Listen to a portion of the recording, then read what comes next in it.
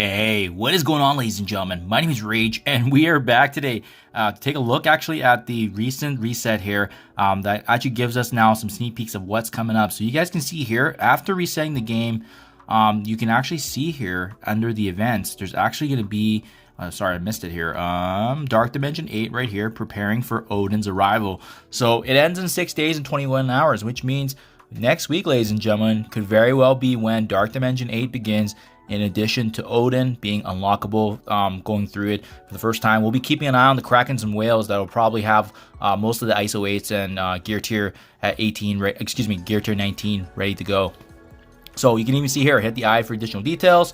Play events to earn T3 ISO 8 level 3 ions, upgrade teams with the following traits to T3 level 8 to complete Dark Dimension 8, and then ultimately earn Odin. So that's, once again, non-legendary city villains, non-legendary city heroes, followed by global hero, global villain, and then finally the cosmic or legendary. Now, having said that, I've seen a lot of comments on this and why the Dark Dimension 8 planner does include Crimson gear. It's highly recommended but not required.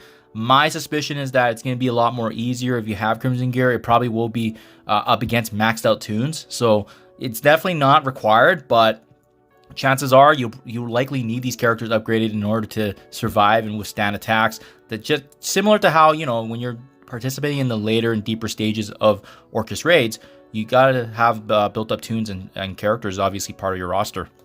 Now, another big one that I want to point out as well, hopefully you guys are also take advantage of this, is that the Sentinels Assemble event is officially live now. So every time you farm any kind of campaign energy, it's a 4-point conversion, which is more generous than what I calculated previously before.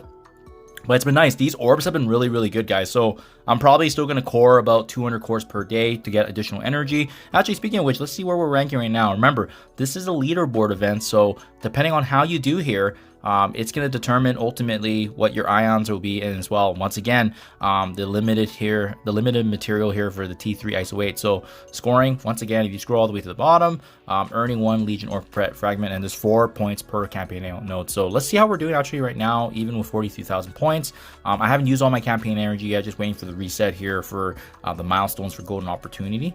Sorry, not Golden Opportunity, the Save the World. But yeah, looking good right now. My goal is going to be ultimately be in the top 5,000, top 7,500.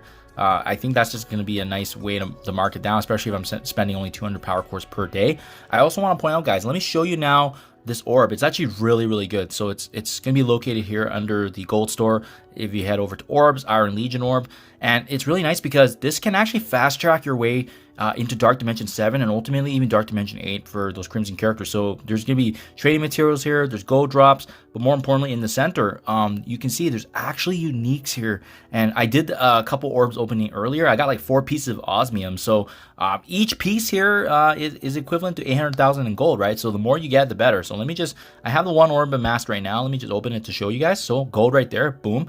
Check it out. That's absolutely crazy. 5 pieces of osmium if you actually luck out on that rare drop, but that's what I mean. And there's training materials, there's gold, there's dark diamond, there's dark promotion credits. This is probably one of the best orbs we've seen to date. So definitely take advantage, guys, because I find that anyways, when you're trucking through Dark Dimension 7 and building those characters, usually it's the unique pieces that are very difficult. So hopefully you can land some decent RNG like I just showed right there. But yeah, that in the meantime is going to be a great way to kind of get you started here and finding some of those bottlenecks filled up, especially if you're trying to progress forward.